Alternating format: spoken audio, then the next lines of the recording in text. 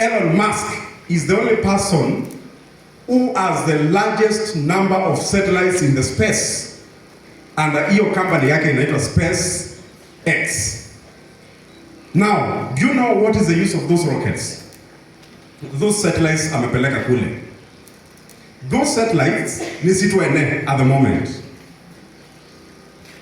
Those satellites ni situ anduma weather matumia ku project weather. Those satellites ni situ ela wiwa mundu akuya akamutumia pin Google Map.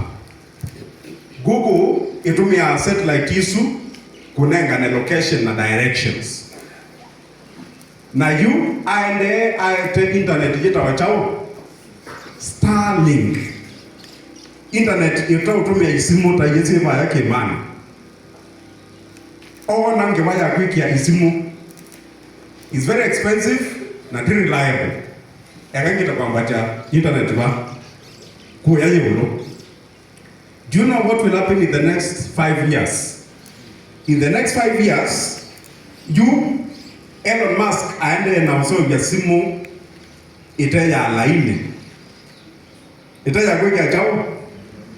Itaya kweka laini. We may not need Safaricom laini ama Airtel anymore. Aende na uso ya simu ukethia yuni na yo baiku wa credit. So maybe ukamwiba hatu pesa toini. Lakini simu hizi paiba ndo bata chao. Paiba ndo bata network. Simu hizi wana wadhi US. We kunoka waida. Because connection is in the space. Are you getting me? Alright. Elon Musk has another company inaitwa Tesla. Tesla ni company wekulilie.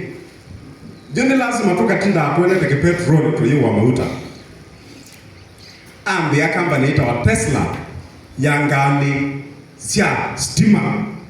Ngali ite kweki wa mauta sia stima. Yuwa thiko ya US ngali mbinge 60% ya